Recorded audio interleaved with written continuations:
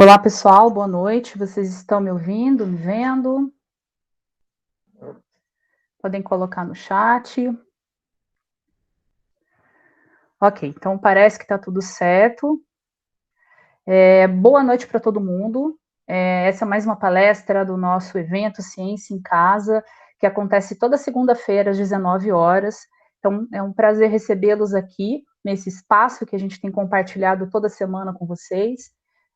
Alunos do IFRJ, alunos de outras instituições, então a gente tem tido a participação também de outras pessoas de fora do Instituto, então está sendo uma troca de experiências muito legal, muito importante para a gente, tá? Eu vou começar pedindo para todos os participantes que desliguem o seu áudio, então se tiver alguém aí com o áudio ligado, a gente costuma pedir para desligar o áudio, desligar o vídeo, para não pesar demais a sala, a gente não ter nenhum problema com a apresentação, enfim, eu peço para vocês, então, deixarem áudio e vídeo desligados.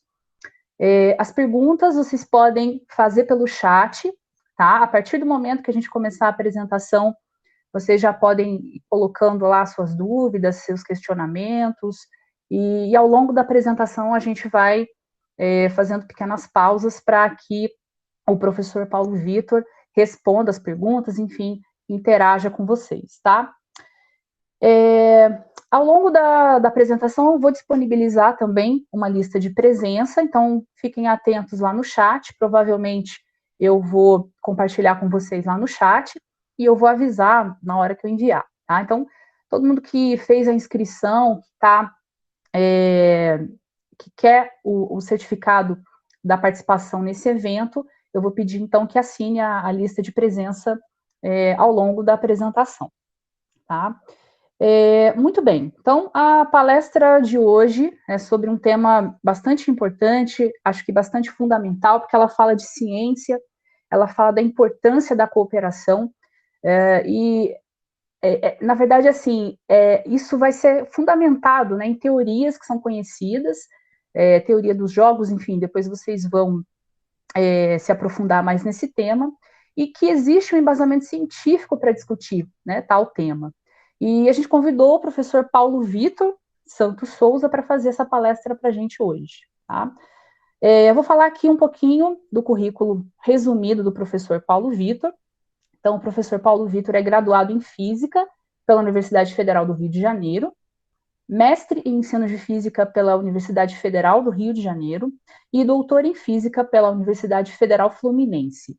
É membro da Sociedade Brasileira de Física e professor do Instituto Federal do Rio de Janeiro, no nosso campus Volta Redonda. Ele participou entre 2012 e 2016 do Instituto Nacional de Ciência e Tecnologia de Sistemas Complexos do CNPq. É docente no mestrado nacional profissional em ensino de física da Sociedade Brasileira de Física e tem interesse em sistemas complexos, teoria de jogos evolucionários, redes complexas e ensino de física. Professor Paulo Vitor, muito obrigada pela sua presença. Então, a palavra agora é sua, fique à vontade. Tá bom. Boa noite para todos vocês. Aline, você me ouve? Ouço sim. Todo mundo me ouve bem? Maravilha. Eu vou começar a apresentação. Eu tomei a liberdade aqui de usar duas conexões. Já explico para vocês. Porque acho que vai ficar mais confortável para a gente conversar. Eu falo olhando para a câmera, acho que vocês ainda conseguem me ver no cantinho aqui. Enquanto eu vou falar desse tema. Aline, muito obrigado pelo convite. A Aline é uma das organizadoras das palestras, né? Eu fico muito grato com a possibilidade de falar sobre esse assunto, que é um assunto que eu tenho profundo interesse. Eu gosto muito de ensino de física, é uma coisa que eu faço junto com alguns colegas, inclusive junto com a Aline, professor Wagner, professor Marco Aurélio, alguns que eu vi aqui. São colegas com nós partilhamos esse interesse, mas também trabalho numa área da física, que é sistemas complexos, é a área do meu doutorado. É uma aplicação de uma parte da física chamada física estatística para sistemas diversos, e eu vou falar um pouquinho sobre esse assunto. Essa palestra tem um título meio inusitado, mas é de propósito, tá? Cooperação, como é que a ciência pode produzir um mundo melhor? E ela poderia ter um outro título, do tipo, como é que uma ideia como cooperação pode derivar, vamos dizer assim, ou surge A partir de conhecimentos de física, matemática, biologia, é isso. É isso. E aí eu tenho uma advertência em relação a isso, porque a maneira como eu pretendo apresentar, tomara que eu consiga, tem um esforço muito grande em formar uma narrativa lógica. E para isso, porque eu não sei exatamente como é que tem alunos de diferentes níveis aqui na sala, né? E por essa razão, vocês vão ver que em alguns momentos, algumas coisas podem não ficar tão bem compreendidas. Aí é o momento de perguntar, de parar, tá bom?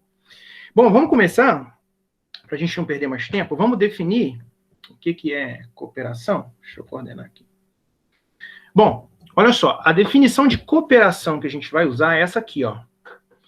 Indivíduos que se sacrificam ou sacrificam benefícios pessoais em prol do bem comum e trabalham juntos para conseguir coisas que seriam impossíveis de executar sozinhos, eles cooperam, ok? A natureza tem um monte de exemplos, tá? Um monte mesmo de exemplos. Eu selecionei um aqui só para ter uma ideia. Essa figura que vocês estão vendo aí são as formiguinhas do fogo. Formigas do fogo que vivem na região amazônica. Muitas vezes, por conta da cheia dos rios, elas precisam migrar, a colônia inteira precisa migrar para outro lugar.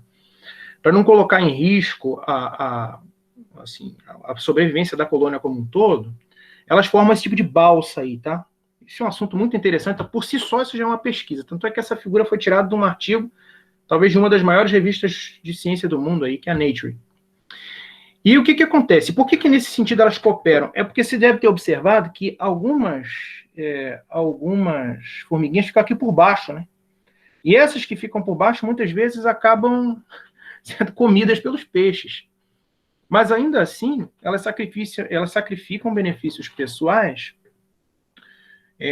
em prol do bem comum, ok? Então é isso. Cooperar é sacrificar o benefício pessoal em prol do bem comum. Bom, agora a pergunta é a seguinte, ó. Por que cooperar é tão importante? Aí eu selecionei aqui um artigo, você deve estar vendo aqui embaixo em vermelho, ó, um pedaço de um artigo, que é um artigo que é um artigo que a gente chama de revisão, um artigo bem grande que fala muitos detalhes sobre esse assunto. Ele se chama Statistical Physics of Human Cooperation, ok? Então ele descreve, entre outras coisas, o que você encontra de física nessa ideia de cooperação. Tem um fragmento aqui, ó, que é muito interessante, que é logo no comecinho do artigo, e essa parte em verde, em tradução livre, diz primeiro em amarelo e depois em verde, tá? Primeiro, os autores argumentam que essa ideia, esse conceito de cooperação, que aparece em tantos lugares no planeta Terra, ele foi fundamental para o homem, para a condição do homem enquanto espécie dominante aqui na Terra.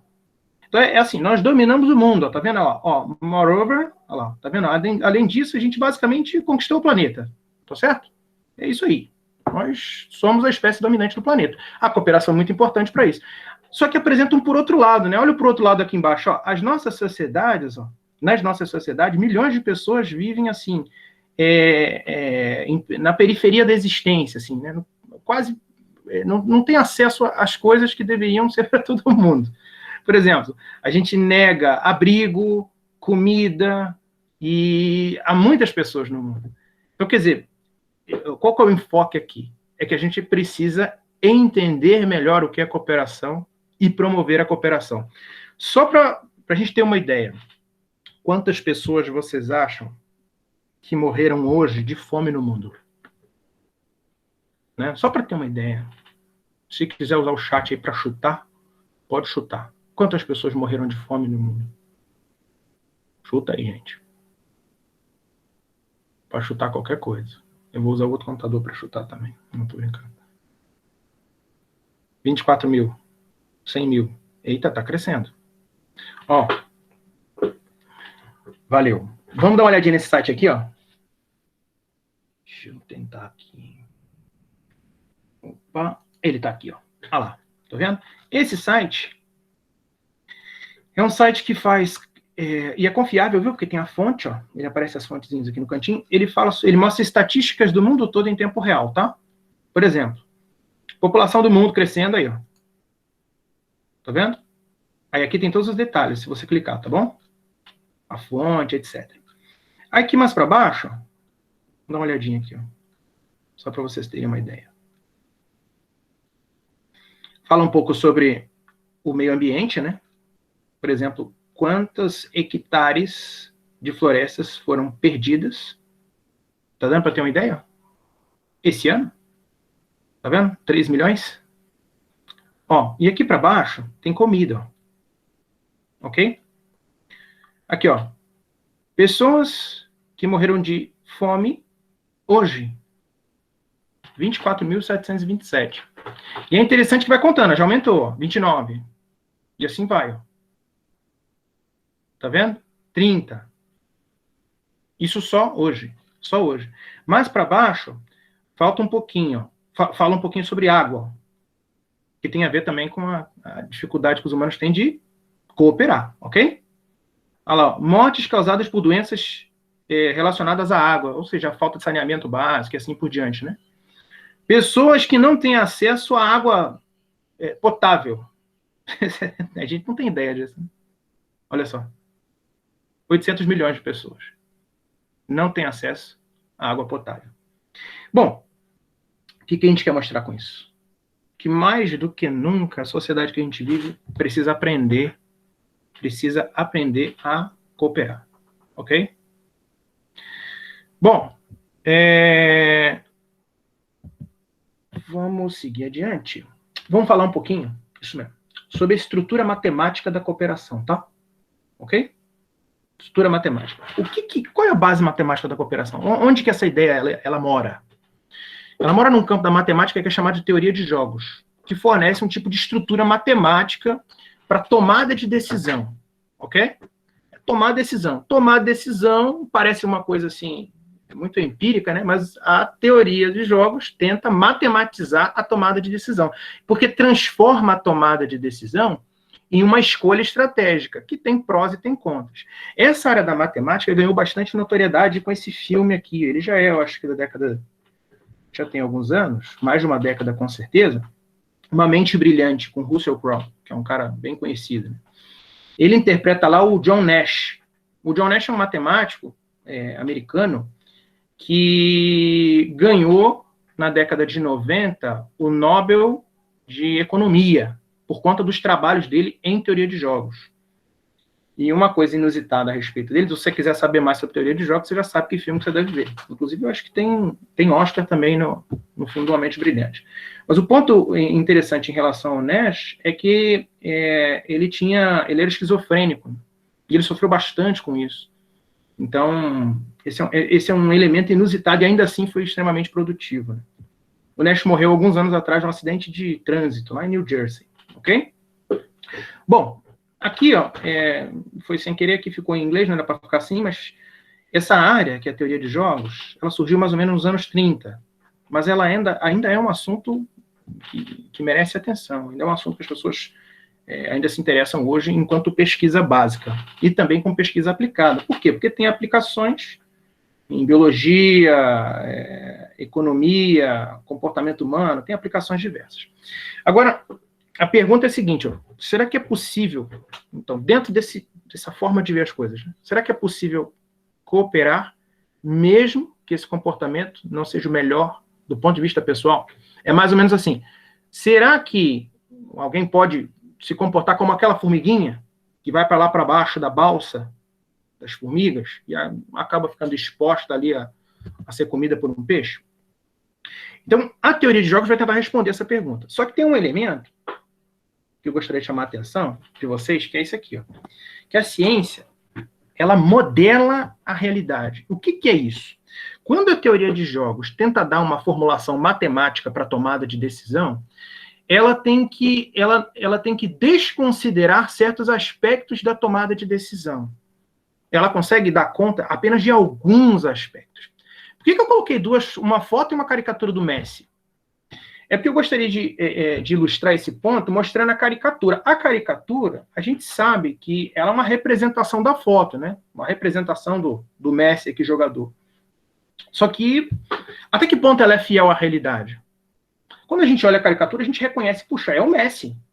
Não é verdade?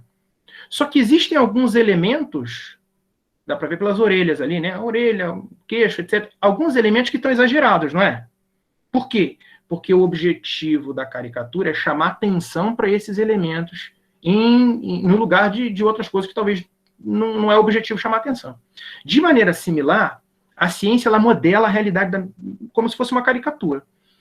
Ao tentar descrever a realidade, a gente vai focar em alguns aspectos da realidade, portanto, vai realçar esses aspectos, e vai ignorar muitos outros. Tá certo? Então, por exemplo, a coisa mais importante para a gente entender aqui, dentro da teoria de jogos e a questão da tomada de decisão, é que a tomada de decisão é sempre uma avaliação entre coisas, entre benefício e prejuízo. Por exemplo, ela não envolve princípios morais. Tá certo? Porque isso, nessa modelagem, isso é imponderável. Então, a gente deixa esses aspectos de lado. E vamos ficar apenas com aquilo que é bom ou é ruim em termos mais ou menos matemáticos. R$5 que você ganha, R$5 que você perde. Tá bom? Acho que fica mais fácil de compreender quando a gente apresenta um exemplo. Ó. Esse exemplo aqui é muito conhecido. É o tipo de jogo que é tratado, né? O tipo de situação que é tratada na teoria de jogos. Esse aqui é o dilema do prisioneiro. A história é a seguinte. 2 comparsas, o A e o B, tá bom? Realizaram um crime e foram presos pela polícia. Só que a polícia, ela não tem provas para mantê-los na prisão por muito tempo. Então, o que elas fazem? O que a polícia faz? A polícia oferece para eles um tipo de acordo. Qual que é o acordo? O acordo é o seguinte, o acordo está resumido nesse quadro aqui. Ó. Coloca cada um em uma sala, eles não podem se encontrar, não podem conversar, e a polícia diz mais ou menos o seguinte, olha só, se você, vamos pensar no prisioneiro A, tá bom? Prisioneiro A. Se o prisioneiro A, ele trai, tá certo? Aliás, perdão, vamos focar no prisioneiro B, que é mais fácil. Se ele trai o prisioneiro A, fazendo uma delação premiada, e o prisioneiro A fica em silêncio, o que acontece com o prisioneiro B? Ele sai livre. No mesmo dia ele vai embora. E o prisioneiro A fica preso 10 anos. Se os dois ficarem quietos, porque lembra, não tem prova, né? Não tem prova. Então, você precisa da delação premiada. É basicamente isso, é oferecer uma delação premiada. Você dedura o seu coleguinha e se você dedurar, você sai livre. Mas aquele que não dedurar, se um dedurar e o outro não dedurar, o que dedurou sai e o que ficou quieto vai ficar 10 anos preso. Por outro lado, se os dois ficarem quietos, se os dois se recusarem a falar, o que vai acontecer? Cada um fica preso 1 ano. Agora, se os dois fizerem a delação, se um dedurar o outro, cada um vai ficar preso 5 anos. A pergunta é, o que vocês fariam? O que vocês acham? Você, individualmente, vamos lá, pode colocar no chat aí se quiser. Trai ou coopera? Você não sabe o que o seu colega de crime vai fazer. Trai ou coopera?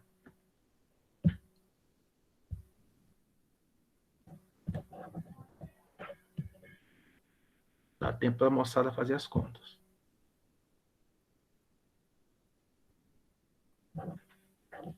Meu Deus, trairia. Se eu gostar do colega, eu dedurar. Bom. Mais o quê? Coopero. Mais o quê? Trai. Eu cooperaria. Pela tabela, trair. Ó, Pacheco.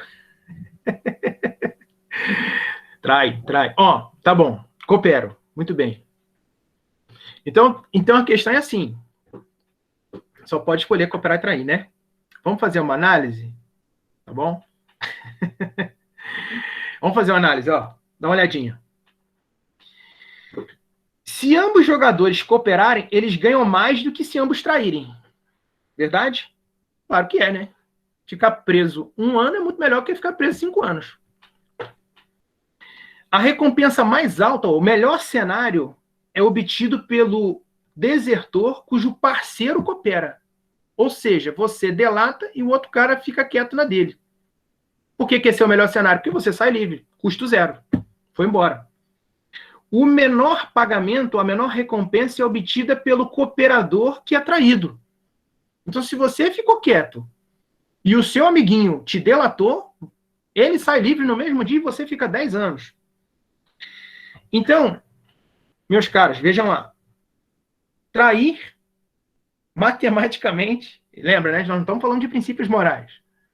Segundo aquela tabela, trair é a melhor estratégia para cada indivíduo. Não tem jeito, porque você não sabe o que o outro vai fazer. Entendeu? Embora a melhor escolha para o grupo seja cooperar, os dois, seja cooperar, como você não sabe o que o outro vai fazer, trair é sempre a melhor opção em nível individual. Qual que é a consequência disso? Está aqui escrito, ó. O único resultado possível para dois prisioneiros puramente racionais, e de novo eu digo, não, nesse modelo não tem nada de princípios morais. Para dois prisioneiros puramente racionais é a traição. E a gente chama isso de equilíbrio de Nash. Sabe o Nash? Ele mesmo. Então, ele foi quem formulou as bases matemáticas para esse tipo de conclusão. Vou dar 2 exemplos da vida real. E eu deixei aqui um link, eu não sei como é que a gente faz para depois mandar os slides para o pessoal, mas é um link de um Nerdologia, lá do canal, um canal que eu gosto muito, sabe o Átila do coronavírus? Agora está notório pelo coronavírus, mas ele tem um canal chamado Nerdologia, antes disso. E ele falou 2 anos atrás, se eu não me engano, sobre teoria de jogos. Vamos dar 2 exemplos da vida real. Corrida armamentista. País, Estados Unidos e União Soviética. Eles podem construir mais armas ou eles podem se desarmar, ok? Só que um não sabe o que o outro vai fazer. O que eles fazem? Eles se enchem de armas. Não é verdade? Eles se enchem de armas. Um faz, o outro faz. Eles estão gastando dinheiro que podia fazer para educação, podia gastar com educação, com saúde, etc. Mas não, por quê? Porque é perigoso se desarmar quando ou outra pessoa que joga contigo se arma. Então, embora fosse inteligente para todo mundo parar de investir em armas, ok? Para investir em outras coisas, e olha que esse pessoal gasta dinheiro com isso, hein? Como não sabe o que os outros vão fazer, por questões de soberania, o que eles fazem? Gastam muito com armas. A mesma história da delação premiada. A delação premiada já é do jeito que a gente hoje conhece, né, principalmente depois dos escândalos de corrupção dos anos recentes, a delação premiada, ela já é uma coisa que funciona há muito tempo nos Estados Unidos, por exemplo, mas aqui é relativamente novidade, né? Um cara é preso e é oferecido para ele o quê? Basicamente o dilema do prisioneiro. Se você dedurar um monte de gente, dependendo da quantidade de gente que você dedurar, de quem é que você dedurou, das informações que você tem, você pode ficar preso em casa, você pode acabar saindo livre, inclusive. Certo? E aí a gente vê que o que inibe a delação premiada? O que inibe a delação premiada é a perspectiva de um prejuízo posterior, um tipo de punição. Depois a gente vai falar um pouquinho nisso. Que se a pessoa, vamos pensar naqueles gangsters de filme lá nos Estados Unidos, né? É exatamente essa situação. Você prende um cara da gangue do gangster.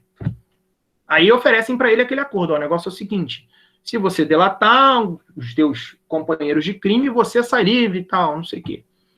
Por que ele não faz isso? Porque ele tem medo de que o pessoal, os gangsters, vão lá e matam a família dele. Por outro lado, o que o governo faz? Oferece um programa de proteção às testemunhas. Então a gente vê que é basicamente a situação do dilema do prisioneiro, só que aplicado num contexto um pouquinho diferente. Vamos lá. Então vamos fazer o seguinte. Ó. A gente já viu que o dilema do prisioneiro, da maneira como foi apresentado aqui, já era, né? A única solução racional é...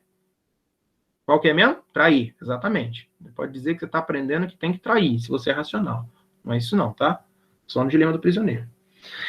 Mas da biologia, e quando a gente fala aqui, olha o título do slide, da biologia para a teoria de jogos, o que significa isso? Significa que para melhor representar as ideias, a gente olha para a natureza. E da natureza, a gente tira algo muito interessante, né? Vamos dizer assim, uma verdade interessante, uma observação importante, que os humanos têm memória. Eles aprendem pelas experiências e, portanto, podem modificar a sua maneira de fazer as coisas. Isso eu acho que ninguém questiona. Mas essa é uma ideia construída dentro do campo da biologia, dentro do campo do estudo do comportamento e assim por diante. Então a pergunta é a seguinte: o que aconteceria se o dilema do prisioneiro fosse repetido várias vezes e os indivíduos que pudessem, e esses indivíduos, né, os jogadores, pudessem mudar de estratégia ao longo do tempo? Ele pudesse alternar. Não jogou uma vez só, joga assim, jogou uma, jogou duas, jogou três, ele pode cooperar numa, trai noutra, cooperar numa, trai noutra. O que aconteceria? Bom, em 1984, o Axelrod, que é esse cara aqui, que que é de Yale, uma faculdade lá nos Estados Unidos, nessa época que já tinha computador, né? E, portanto, você poderia fazer... você já tem benefícios que lá na década de 30 ainda não estavam tão fáceis. Ele promoveu uma série de torneios que ele chamou de dilema do prisioneiro iterado. O que é o dilema do prisioneiro iterado? Ele abriu as inscrições para que a pessoa propusesse, na verdade, né, uma estratégia que a gente chama de mista, uma sequência estratégica, ok? Para 100 rodadas do dilema do prisioneiro. Com, sei lá, 1000 pessoas. Todo mundo vai jogar contra todo mundo. E para ver qual era a ideia, né, dele? Era tentar entender qual era a estratégia mais eficiente. Qual a estratégia que daria maior recompensa? Lembra que agora não tem só um jogo do prisioneiro. Tá bom? São vários. Você vai jogar várias rodadas e cada hora você joga com um jogador diferente. Todos contra todos, tá bom? É igual pontos corridos.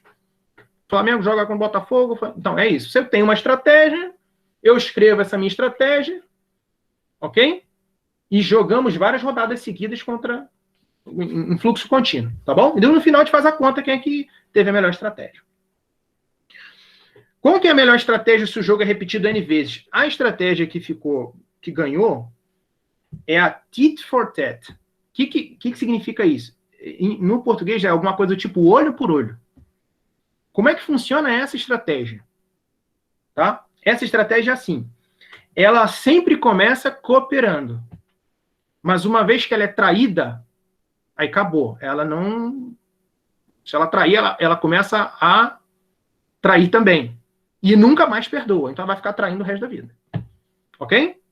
Então, tem umas variantes e tudo, mas essa é a estratégia que é a vencedora. Essencialmente aquela que teve o melhor desempenho. Um exemplo de tit for tat, que você já deve ter percebido, é o seguinte. Vamos de novo com um dilema do prisioneiro da vida real. Supermercado. Supermercado A e supermercado B. Eles podem combinar preço? Claro que não. Se combinar preço é cartel. É crime, não pode. Tem uma lei que proíbe isso. Né? Mas, pois bem, o que acontece? Se o supermercado A dá um desconto no produto A, diminui a sua margem de lucro, portanto, ele atrai gente para lá, por causa da promoção. E essa pessoa vai pegar a promoção, mas geralmente compra algumas outras coisas, e, portanto, a estratégia de atrair dando desconto é uma coisa boa. Só que se o mercado A fez isso. Agora, se o B fizer também, aí o que acontece? Aí o A não vai conseguir atrair alguém que já ia no B. Basicamente, uma promoção anulou a outra e as pessoas continuam indo nos mercados que elas já iam antes, que elas já tinham costume de ir. Só que agora você, com a promoção, está ganhando menos. Então, se um só faz a promoção, ok? O que acontece? Ele lucra. Mas se os dois fazem a promoção, prejuízo para todo mundo. Só que eles não podem combinar preço. E aí, como é que funciona?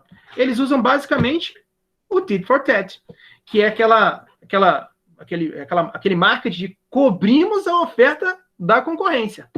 Então, eu não dou desconto. Mas se você conseguiu desconto, você vem aqui que eu faço o mesmo preço. Então, essa é mais ou menos a mesma ideia, né? Você está ali cooperando. Mas se, por acaso, o outro jogador, né, o seu comparsa, nesse caso, né, ele vai dar um desconto e, portanto, ele está tentando te passar a perna, o que você faz? Você trai também. A pergunta é, se a gente jogar N vezes, um número finito de vezes, será que cooperar é bom? É a melhor estratégia?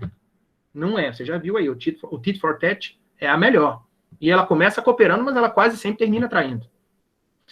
Um cara de Harvard, que é o Novak, esse cara aqui, ó, um dos maiores especialistas no mundo desse assunto, ele mostrou matematicamente que no dilema do prisioneiro iterado, aquele que é repetido, e foi proposto pelo Axelrod, não há estímulo para a cooperação. Não tem como. Não tem como. No final das contas, o melhor continua sendo traído. Eu vou pular essa demonstração, mas depois a gente pode argumentar um pouquinho por que é assim. Tá bom? Beleza. Esse é um bom momento para falar uma coisa. O meu doutorado, Ele é em física computacional.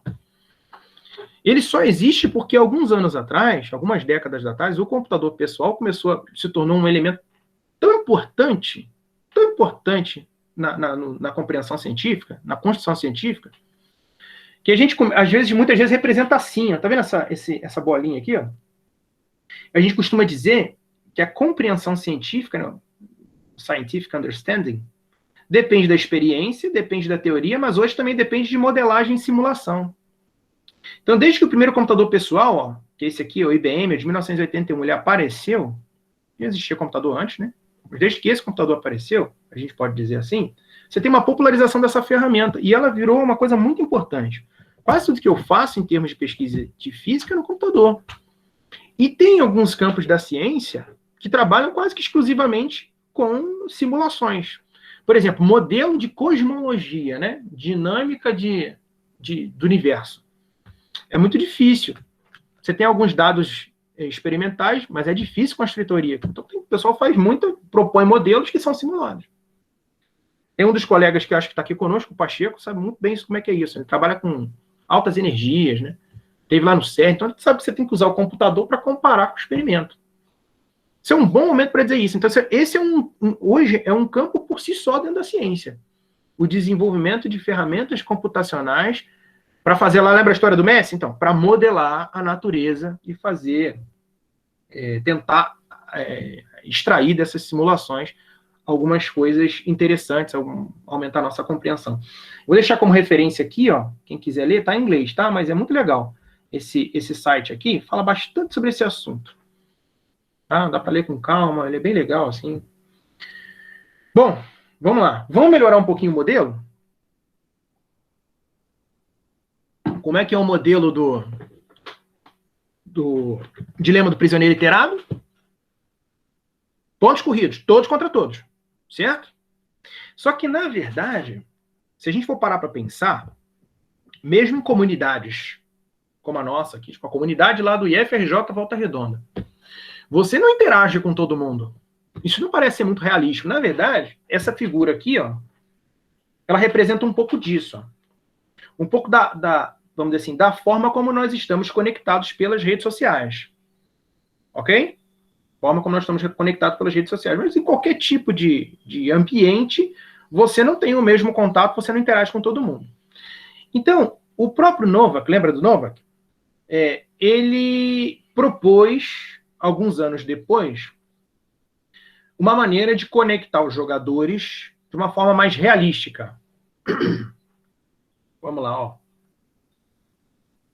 Olha o que ele fez. Desculpa.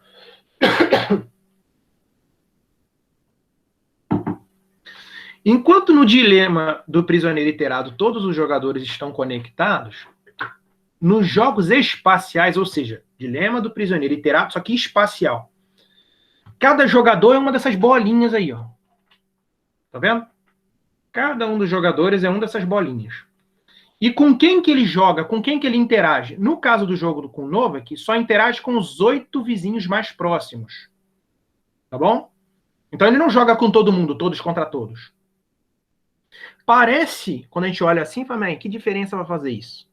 Parece não fazer diferença nenhuma nesse momento, mas vocês vão ver que vai fazer diferença. Depois vai fazer diferença. Ok?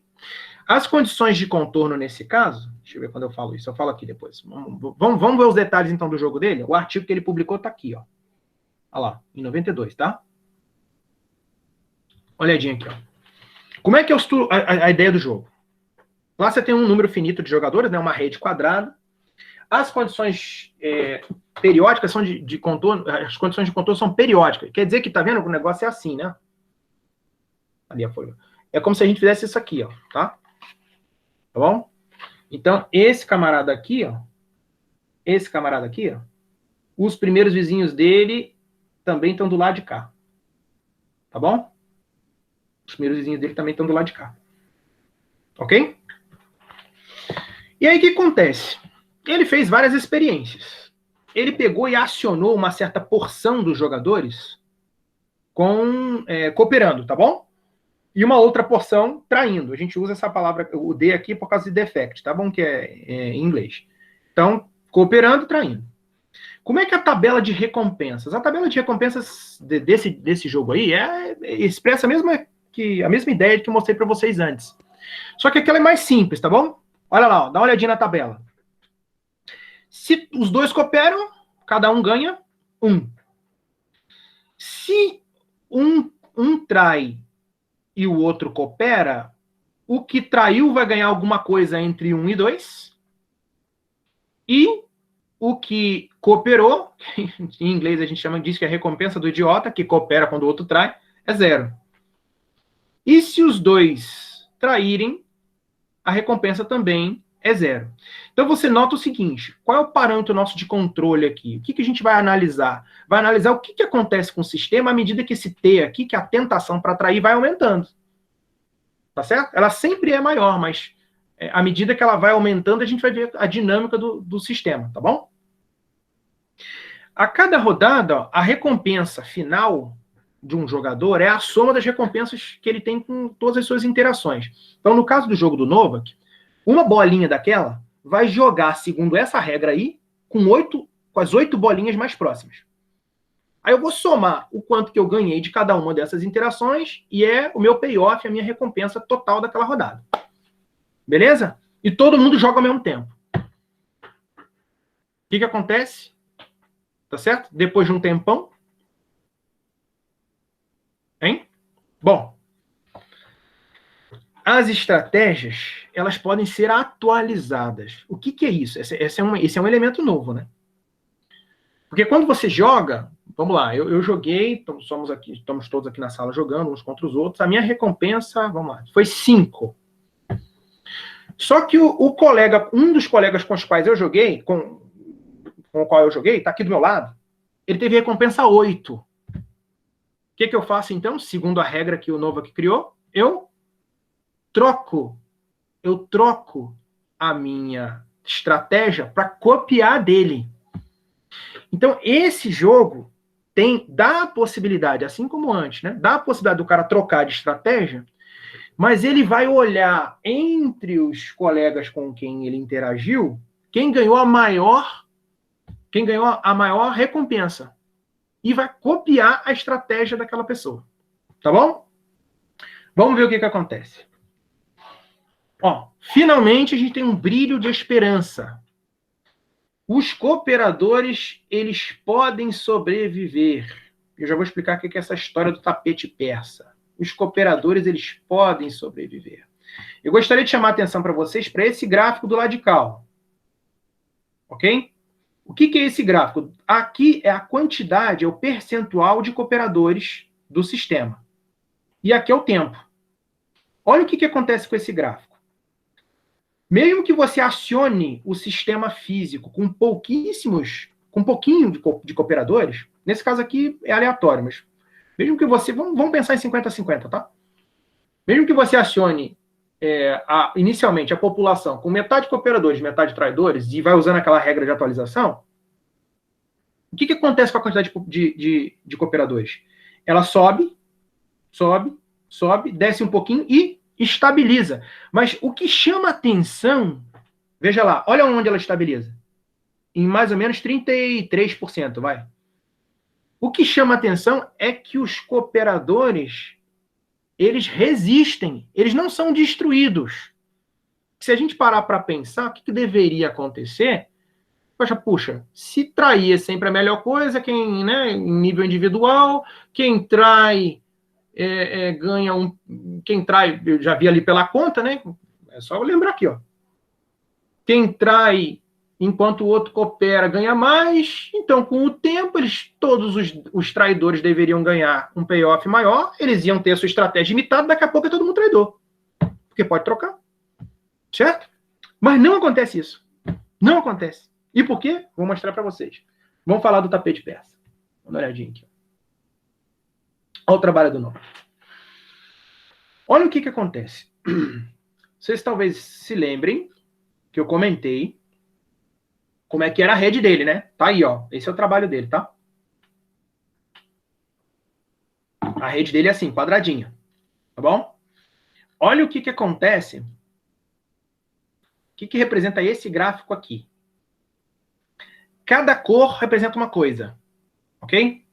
O que você vê azul são cooperadores. O que você vê vermelho são traidores. O que você vê amarelo, eu não estou muito certo disso não, mas deixa eu ver aqui. O que você vê amarelo...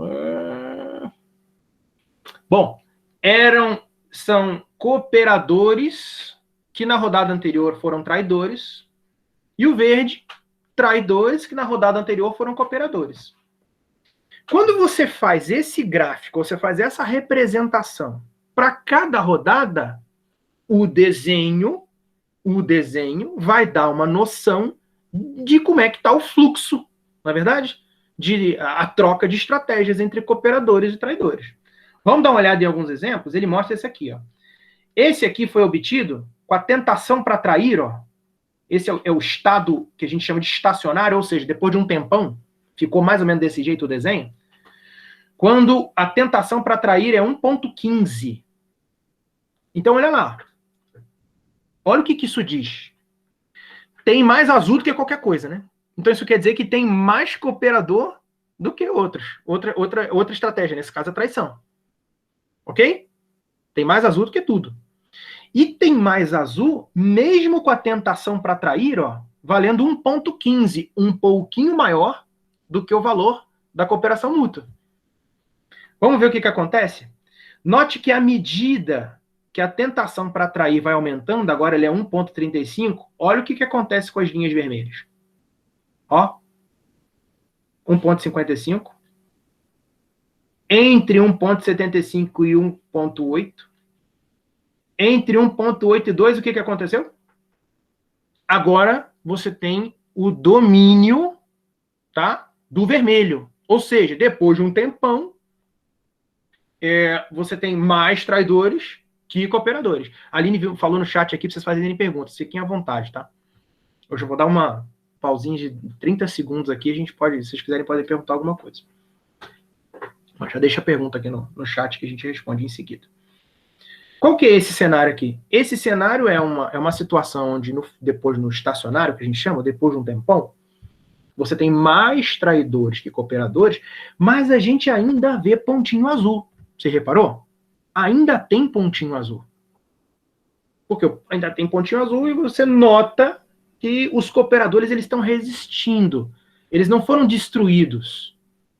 Ok? Agora, se continuar aumentando, ó, foi para 2.1. Aí, meus amigos, um abraço. Ó. Olha lá, ó. O vermelho vai dominando completamente. À medida que você for aumentando isso aqui, vai dar só vermelho. Voltamos para a situação inicial. Mas, o trabalho do Nova que ensinou uma coisa interessante. Que quando os cooperadores eles se juntam e formam um tipo de uma ilhazinha, um cluster de cooperadores, eles podem resistir a uma estratégia que parece ser mais conveniente em sentido individual. Ou seja, quando os cooperadores eles estão juntinhos, eles interagem uns com os outros, eles se blindam da influência dos traidores. É isso que acontece. E a gente diz que tem o tapete persa por causa disso aqui, né? Porque os desenhos gerados por esse tipo de dinâmica são desenhos muito engraçados, né? E que, pelo menos a mim, fazem lembrar um tapete persa, né? Porque é muito sofisticado. Esse exemplo aqui é um exemplo maravilhoso. Dá uma olhadinha na primeira figura. O que está acontecendo aqui? Não dá nem para ver direito, né? Mas eu vou dizer para vocês, ó. Todo mundo coopera e tem só um cara traindo. Já viu aquela história da maçã podre que estraga o resto? Então, é esse cara.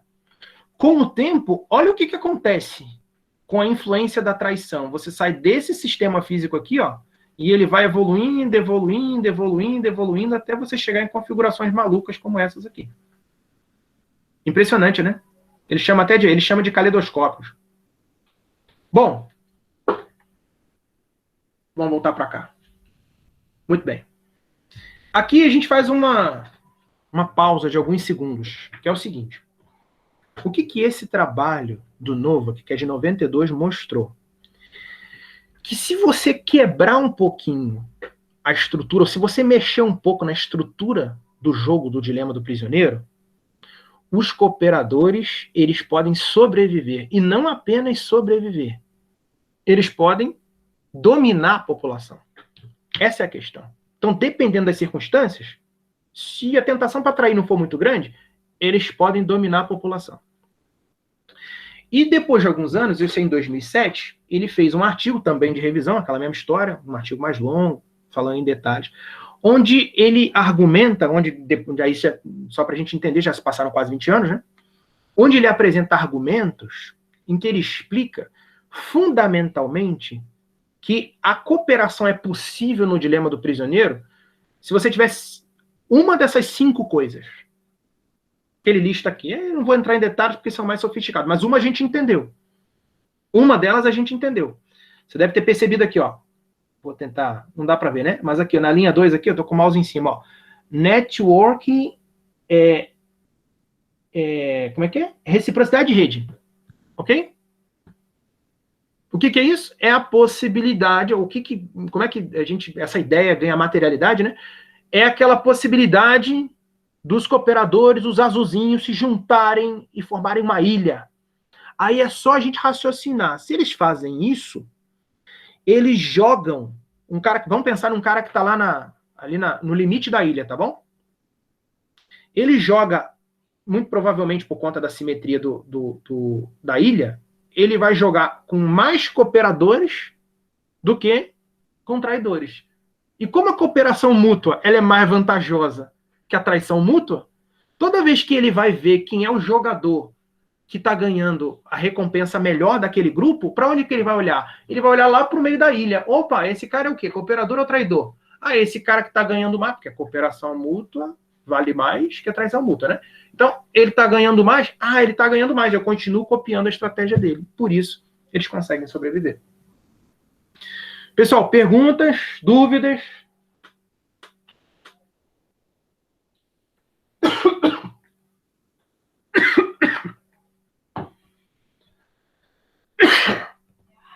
Engasguei.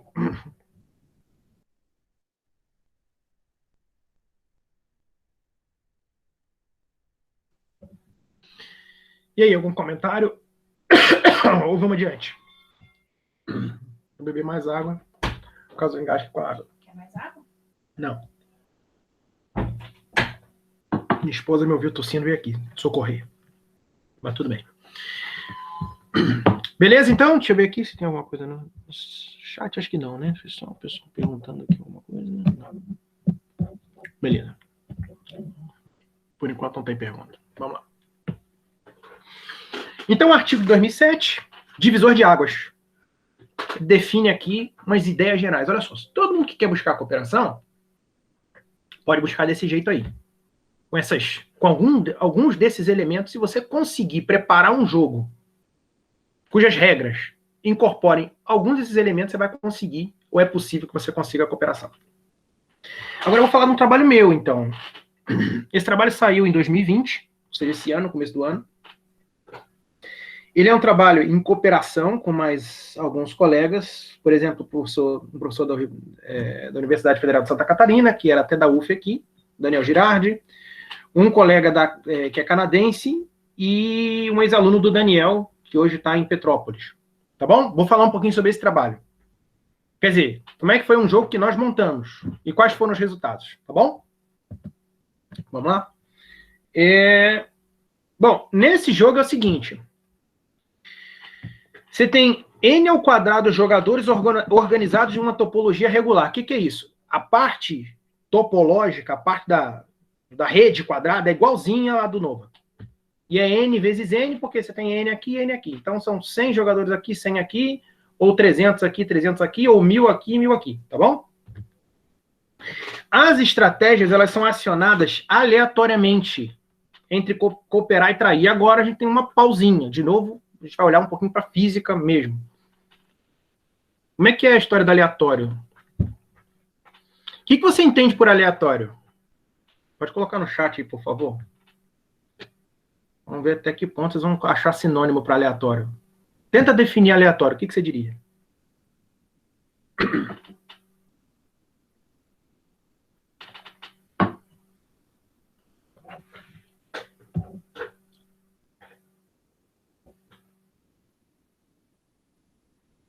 sem regra definida, variância sem priorização, mais o quê? Randômico. Muito bom, randômico é uma boa palavra. É isso mesmo. Aleatório, a minha definição não é em nenhum sentido melhor ou pior do que qualquer uma que apareceu aqui. É sim uma coisa randômica, ou uma coisa que a gente não consegue fazer, não consegue aplicar de maneira determinada. Por exemplo, jogar uma moeda. Ela pode cair de um lado, pode cair do outro. Em princípio, se essa moeda não é uma moeda diferente, de alguma maneira, né, tem peso mais de um lado, alguma coisa assim, você tem a probabilidade de cair 50% do lado, 50% do outro. É um fenômeno aleatório. Dado a mesma coisa. Você joga o dado, você não sabe como é que ele vai, o que vai acontecer. Pois bem, às vezes a gente quer fazer uns experimentos aleatórios. Tá certo? Então, por exemplo, lembra da rede lá? Aquela rede, cada bolinha é um carinha, né? Eu quero que a escolha se ele começa cooperador ou se ele começa traidor seja aleatória. Como é que eu faço isso? Uma possibilidade qual seria? Eu pegar e falar assim, jogador 1, lanço a moeda. Se der cara, traidor. Se der coroa, o que eu faço? Cooperador. Eu vou jogando uma moeda para cada sujeito. Só que pode ser que na nossa rede a gente tenha 1000 sujeitos aqui, 1000 sujeitos aqui, né? Então a gente tem 1000 vezes 1000 jogadores. Imagina, eu tenho que jogar moeda. Então como é que a gente faz o aleatório? Bom, vamos falar um pouquinho sobre o que aqui em física a gente chama de método de Monte Carlo, tá bom? Vou dar uma definição assim bem interna e gravata. Mas tudo bem, vou tentar exemplificar. É uma técnica para gerar amostras de acordo com uma distribuição previamente determinada. Exemplo. Gerar um número aleatório uniforme entre 0 e 1. Então, vai lá. Entre 0 e 1 tem quem? 0,5, 0,6, 0,72. Quer dizer, eu quero arrumar um jeito de fazer isso. De gerar aleatoriamente um número entre 0 e 1. Como a gente comentou, antigamente, o pessoal usava sorteio de cartas e lançamento de dados para poder fazer uma amostra assim, que a gente chama de aleatória. Mas esse cara aqui, ó, o Ulam, Stanisław Ulam, ele pensou em usar o computador para isso. E junto com o Van Neumann e o Metrópolis, em 1946, eles propuseram a ideia do método de Monte Carlo. E como é que é basicamente a ideia? A ideia é o seguinte, eu vou simplificar, viu? Lembra da história da narrativa. Você escolhe um número que a gente chama de semente, tá bom? Semente. Divide por um fator determinado, e pega o resto. E aí, o que era resto vira a semente na segunda etapa. Para fazer a mesma coisa. Divide pelo mesmo fator, pega o resto. Esse algoritmo que eles criaram, que de maneira simplificada é assim, ele não é um algoritmo exatamente aleatório. Ele é pseudo-aleatório. Por que ele é pseudo-aleatório? Porque se você jogar uma quantidade, se você repetir esse algoritmo uma quantidade muito grande de vezes, tá bom? Em algum momento ele vai começar a repetir. Qual é a segurança que eu tenho de que isso é suficientemente aleatório para nós? Isso aí tem a ver com a quantidade de bits que tem o computador. Ok? Essa é a ideia. Eu não vou dar detalhes agora. Depois a gente pesquisa um pouco mais sobre isso. E hoje já existe, a maior parte das linguagens de programação, já tem uma função que é parecida com essa aqui. Eu coloquei que tem no C, que é a linguagem que eu costumo trabalhar, que é a RAND. O que a RAND faz? A RAND faz um sorteio pseudo-aleatório. Só que a RAND, ela usa semente, sabe aquele cara que você escolhe no começo? Ela usa o relógio do computador para garantir, vamos dizer assim, que a semente seja uma semente que cada hora você vai escolher uma. Ok? Mas mesmo escolhendo a mesma semente, você não vai gerar a mesma sequência, não. Então a semente inicial não vai gerar uma sequência, cada hora vai ser uma. Tá bom? Muito bem. Vamos dar um exemplo? Como é que dá para calcular ou estimar a área do círculo com Monte Carlo? Então vamos lá. Ó. Você tem esse círculo aqui, dentro do quadrado, tá bom? O quadrado tem lado 1 e lado 1. Então o que eu faço? Eu vou sortear, usando a Monte Carlo, eu vou sortear uma posição onde eu vou marcar uma bolinha. Então, eu sorteio no X um cara de 0 a 1. Vamos botar que deu 0,5.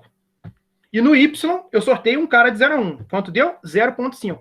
0,5 com 0,5. Se fosse esse o caso, eu ia marcar onde? Ia marcar bem no centro aqui, né? Então, a gente já sabe que se eu for fazendo isso, em algum momento eu vou pulverizar de bolinha aleatoriamente aí dentro. Concorda comigo? O que eu preciso fazer, então? Eu chamo de acerto. Eu mando o computador fazer o seguinte. Se a posição em que bateu a bolinha, ela tiver uma distância do centro do sistema ali, né? Que é 0, 0, da origem. Uma distância menor ou igual que o raio do círculo, ok? Pode ser 1, pode ser o que você quiser. Ele conta. Então, ó, as bolinhas vermelhas, no meu programa, ele vai contar e vai chamar de acerto. As bolinhas pretas, ele vai chamar de erro. Ok? Então, a gente consegue estimar, e é bem interessante esse exercício, viu? A área do círculo, porque a área do círculo está para a área do retângulo, assim como o número de acertos, ou seja, o número de bolinhas, o número total de bolinhas vermelhas, está para o número total de bolinhas, a soma das bolinhas pretas com as bolinhas vermelhas. Então, você usa um algoritmo que gera sequências pseudo-aleatórias para estimar a área do círculo. Ok? Aí, naturalmente, se a gente voltar aqui, ó, você vai ver, ó, esse tipo de coisa é utilizado em um monte de lugar. Vários sistemas físicos diferentes. Tráfego em grandes cidades, espalhamento de doenças, difusão molecular, movimento browniano, processos estelares, bolsa de valores, crescimento de uma árvore, decaimento radioativo. Tudo que obedece uma coisa, tudo que a gente poderia definir como aleatório, ou randômico. Para a gente estudar com simulações, a gente vai fazer desse jeito. Vamos voltar, então, agora para o jogo?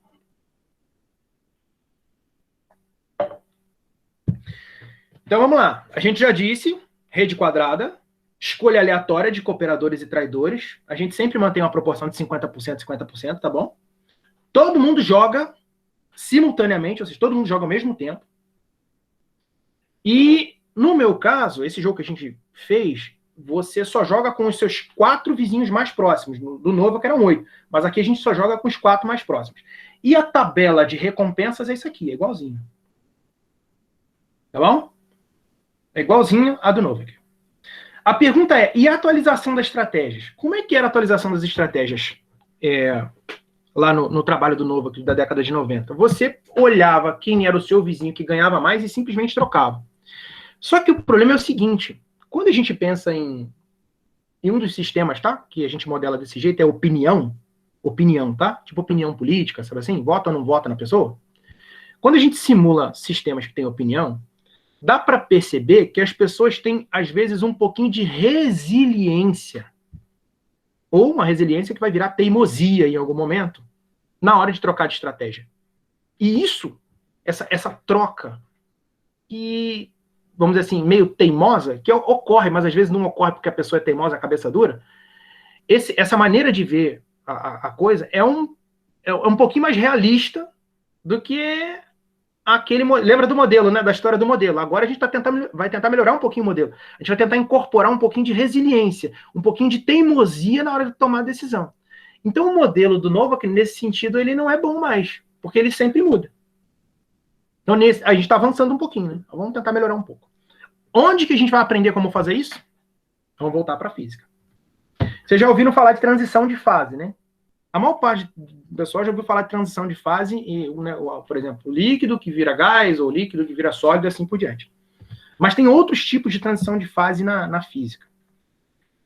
De novo, eu vou simplificar um pouco a narrativa. Tem uma propriedade da natureza, em nível microscópico, que se chama spin. Tá bom? Não tem carga elétrica? Carga elétrica positiva, negativa. Tem massa? Então tem spin também. O spin é um momento angular intrínseco. Ele é uma seta, o pessoal chama de vetor, mas é uma seta, né? uma seta, um vetor nesse sentido, né? Ele está associado à qualidade ou à característica magnética do objeto microscópico que eu estou olhando. Pode ser um elétron, uma molécula, assim por diante. Aqui tem um desenho, e esse desenho é o inferno e o paraíso, né? Porque ele é o paraíso no sentido que ajuda a gente a ter uma ideia, e ele é o inferno porque você representar uma coisa microscópica, você comete um equívoco danado.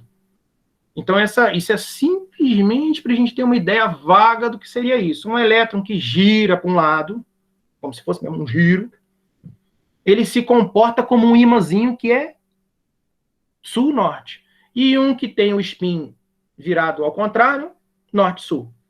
Então, quando você junta um monte de elementos microscópicos para formar uma molécula, o que você vai ter é alguma coisa assim. Ó.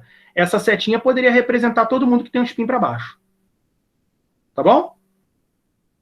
Só que na natureza existem diferentes maneiras, diferentes comportamentos. Tá certo? Nesse sentido, comportamentos magnéticos. Tem um material que a gente chama de paramagnético. O que é o paramagnético? O paramagnético é um material, tá certo? Que quando eu aproximo um ímã, coloco um ímã perto, o que acontece com o spin das partículas ali que compõem aquele material? Elas se alinham com o campo magnético, como se fosse aquela bússola que vai se alinhar com o campo magnético da Terra. Então é tipo uma mini bússola. E, meu Deus, como isso é grosseiro, mas beleza. Então ela vai se alinhar com o ímã tá certo? Que eu coloquei pertinho assim. Se eu afasto o ímã, aí o spin volta a ter um alinhamento aleatório. Um para cima, um para baixo, para cima, para baixo, etc. Esses materiais não são ímãs permanentes. Mas tem um outro material chamado ferromagnético, tipo ímã de geladeira, que ele é um ímã permanente. E, portanto, o spin dele tá sempre assim, como tá aqui, ó. Sempre todo mundo alinhadinho. Todo mundo bonitinho. Então, como se fosse um monte de ímãzinho pequenininho alinhado na mesma direção, ele forma um ímãzão. De novo, é grosseira a minha comparação, mas ela serve para a gente entender a ideia. Só que o que acontece? À medida que vai esquentando o material, ele chega numa temperatura que chama temperatura de Curie. Ok? Da Marie Curie lá. E quando chega nessa temperatura, ele deixa de ser ferromagnético para virar paramagnético. Ocorre um tipo, então, de transição de fase. Ok? Aí, daquela temperatura para cima, esses caras começam a se comportar de maneira aleatória, os spins para cima, para baixo, para cima, para baixo, aleatório. Você precisa, portanto, chegar um ímã perto para que ele se alinhe de novo. Então, essa é uma transição de fase que a gente consegue fazer medições macroscópicas por conta da magnetização. Então, a gente consegue fazer medições de como é que esse material responde magneticamente. Era um bom ímã de geladeira, agora não é tanto. E agora nem prende mais. É isso. Mas e o modelo microscópico? O que está acontecendo em nível microscópico? Bom, um modelo bem simples que explica isso é o que a gente chama de modelo de Ising. Qual que é a ideia do modelo de Ising? O modelo de Ising é um sistema binário, ou seja, ele explica problemas, ele dá para ser usado em transições de fase, que só tem assim, para cima, para baixo, ou mais e menos, como você preferir. A e B, é sempre binário, tá bom? E ele trabalha com interações com primeiros vizinhos. Quer dizer que o spin que está aqui nessa posição, a orientação dele para baixo ou para cima vai depender dele olhar para os caras que estão ao lado. Então é uma interação de pequenos vizinhos que a gente chama, de primeiros vizinhos que a gente chama. Tá bom?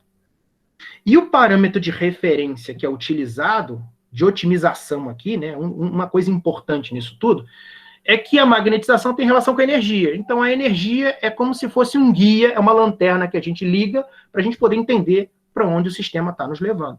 O modelo de Ising, só para vocês terem uma ideia, ainda dentro do campo da física, ele tem alguns sistemas físicos que ele não consegue descrever, isso são problemas em aberto. O modelo de Ising para 3 dimensões, por exemplo, é um problema ainda que está sendo estudado. Mas a pergunta é o seguinte: será que dá para usar o modelo de Ising para alguma coisa além dessa transição? Opa, deixa eu ver aqui. Vamos ver aqui.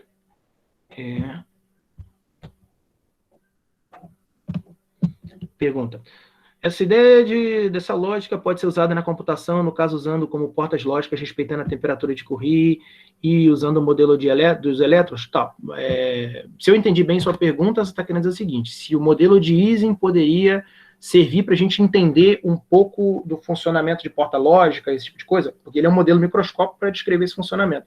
A resposta basicamente é assim, só para você entender, a gravação do HD é mais ou menos uma transição como aquela, onde você tem sistema que é aquecido, vira paramagnético, e, portanto, ele aceita a orientação de spin para cima ou para baixo. Depois que você abaixa a temperatura, ele fixa, vamos dizer assim, ele fica com orientação gravando a informação. Se é para cima ou para baixo, vira o quê? 0 e 1, né?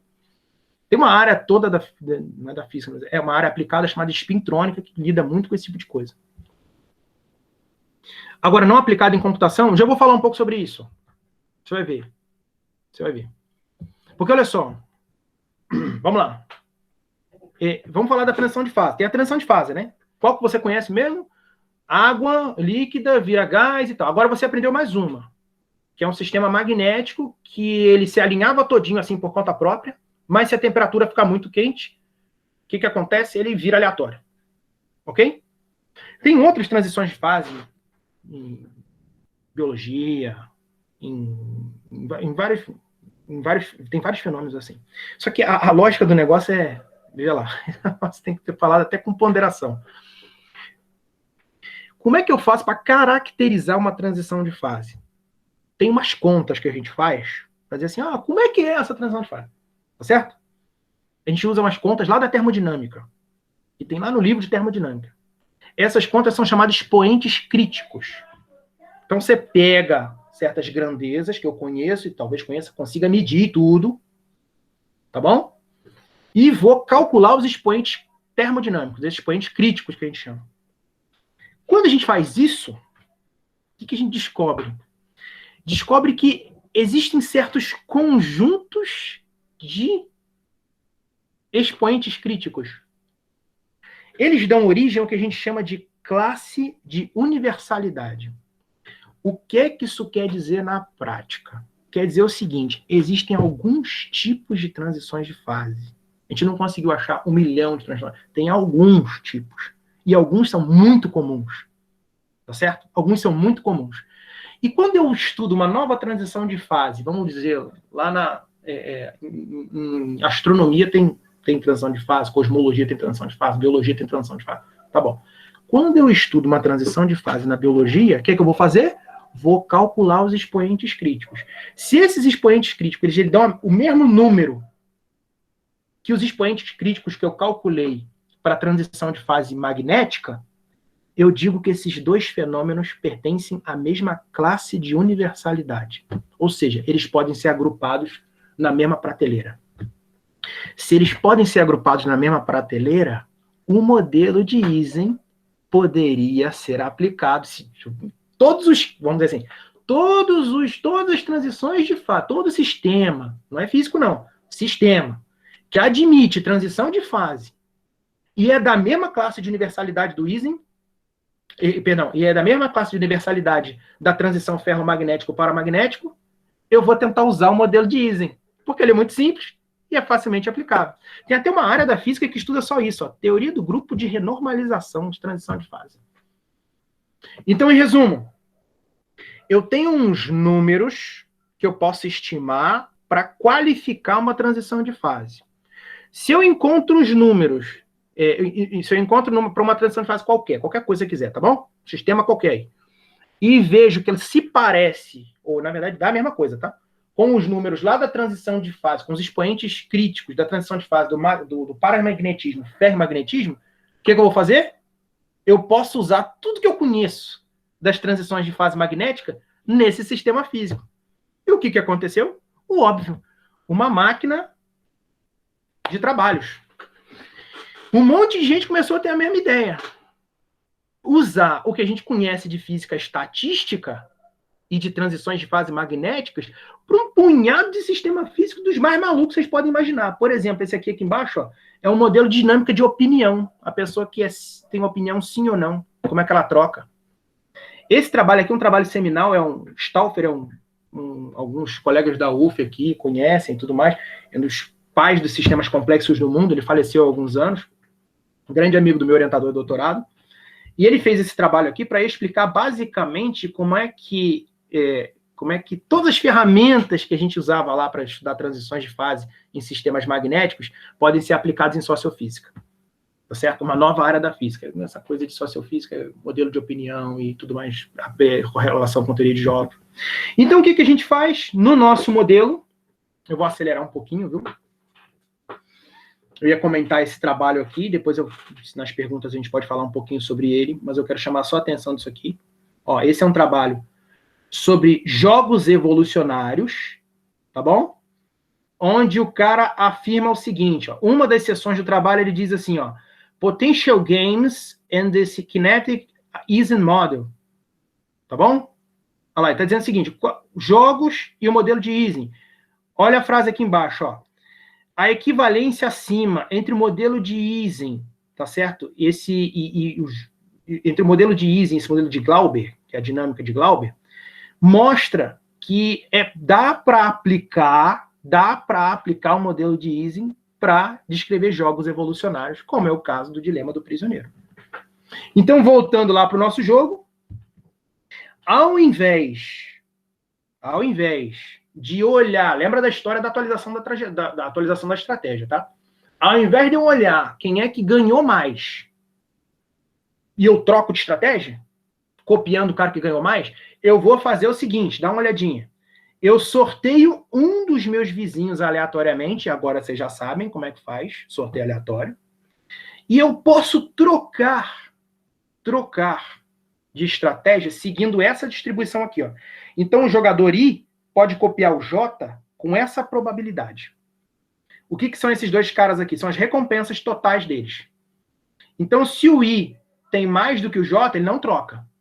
Mas se o J tem mais do que o I, ele tem chance de trocar. E esse K aqui é um K que representa o ruído, ou seja, a probabilidade do cara não imitar a estratégia. Tá bom? Se esse K é muito grande, a gente vai pensar num cara assim que é teimoso. Tá bom? Na verdade, é um pouco diferente, mas vamos dizer assim. Esse K vai fazer o papel da temperatura. Então, ele vai modular com fácil ou qual a intensidade, com que intensidade o jogador I percebe a vantagem do jogador J. Esse é um modelo que hoje é amplamente utilizado. Eu vou só mostrar para vocês rapidamente que olha só como é que parece. Ó. Olha a equação 83 aqui. Ó. Essa equação 83, ela tem relação, ela vem do modelo de Ising. Olha a equação 1 minha aqui. Ó. Tá vendo? Então, a gente copiou uma coisa da física, lá do magnetismo, para a teoria de jogos. Bom, só que a gente vai querer uma coisa a mais. Um último elemento, eu prometo, viu? Tá acabando. Um último elemento. Em que sentido que esse jogo ele é diferente do jogo do novo aqui lá? Tá, a gente já trocou, já mudou algumas coisas, mas essencialmente é a mesma coisa. Agora a gente vai lá na biologia. Ó, existe um dispositivo de aprendizagem lá na biologia chamado Follow the Leader. Isso é um dispositivo, as pessoas conhecem na biologia e tal. Que é mais ou menos assim, isso é identificado em humanos. Teoria de jogos já é utilizada em neurociência. E Aline, essa deixa por final. Hein? Não sei a resposta, mas acho que sim, não sei. Eu vou chegar... Tem uma aplicação no último slide que eu acho que vai ajudar a responder isso aí. Guarda a pergunta. Esse é um dispositivo de aprendizagem, né? Que é assim, você vê seu pai fazendo alguma coisa e você faz igual a ele, porque você identifica nele a figura de um líder, ok? Entre macacos dá certo, entre primatas, enfim.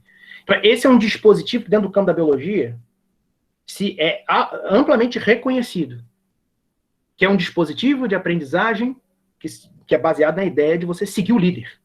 Você copia certos comportamentos. Então, tá vendo aqui, ó? Esse aqui é um artigo, que está aqui embaixo o link, Por que que as pessoas seguem o líder, o poder da transferência? E esse aqui é um artigo científico de uma revista, só para você ter uma ideia. Clinical Experimental Psychology. Então, psicologia clínica experimental. Dentro do campo da psicologia, fala um pouquinho sobre isso, sobre liderança e tudo mais, sobre essa história de copiar o líder. Então, o que a gente vai fazer? A gente vai criar alguns líderes dentro do jogo. Que tipo de líder que a gente vai criar? Bom, o negócio é o seguinte. A gente sabe que hoje você tem uma revolução nessa questão de liderança. No passado, existia um paradigma da liderança que é assim.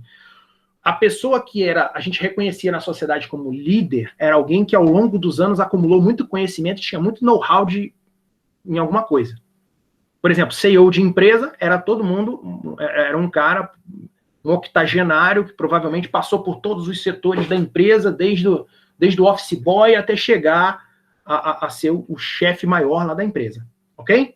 Esse era um paradigma de liderança do passado. Como é que funciona hoje? A ideia é que hoje pessoas de qualquer idade podem ser líderes. Eu cito aqui a revista Time, que anualmente publica uma lista com as 100 pessoas, eu não tenho os dados de 2019, só tem de 18, mas da lista das 100 pessoas mais influentes do mundo. E a lista de 2018 é a lista mais jovem de todos os tempos. Só para você ter uma ideia, 45% dos eleitos têm 40 anos ou menos. E a mais jovem é a Millie Bob Brown, ou era, né? A Millie Bob Brown com 14 anos. Ok? Lá do Stranger Things. Outra coisa que a gente pode notar, como é que esse paradigma está caindo, ó, que a Malala ganhou o Nobel aos 17 anos. Então a gente quer incorporar no nosso jogo lá alguns elementos da realidade. Vamos voltar para manter em mente a caricatura do Messi, né? Eu vou exagerando um aspecto, eu vou ocultando outro, para tentar fazer um modelo que representa uma fração da realidade, uma representação da realidade. Bom, como é que a gente faz isso no jogo? Funciona assim, cada jogador recebe uma idade de 1 a 100 anos, tá bom? E depois de cada rodada, todo mundo fica um ano mais velho. Os jogadores, eles morrem aleatoriamente de acordo com uma função, que é essa aqui, ó, que é uma sigmoide. Quer dizer o seguinte, quando você tem, 10 anos de idade, é bem raro morrer. Quando você está com meia idade, você tem 50% de chance de morrer. Quando você já está com 100 e poucos anos, a probabilidade de morrer tende para 1. De onde que veio essa curva? Veio lá da biologia também. Todo mundo já sabe que o pessoal morre tendo a sigmoide como referência. Tá bom? Agora vamos lá. Como é que era o jogo mesmo? Eu tenho a minha estratégia, jogo com meus 4 vizinhos, somo a minha estratégia, somo a minha recompensa, sorteio um vizinho, comparo a minha recompensa com a dele. Se a dele for maior, eu tenho uma chance de copiar a estratégia dele. É assim, não é? Agora vai ter diferente. Joguei, somei minha estratégia e eu vou receber um empurrãozinho na minha recompensa. Esse empurrãozinho depende da minha idade. E a gente vai usar uma função gaussiana, assim, ó. Qual que é a coisa importante a ser dita aqui? O cara que recebe o maior empurrão, ou seja, que tem a sua recompensa aumentada mais do que os demais, é a idade onde eu resolvi centrar a gaussiana. É essa idade aqui, ó.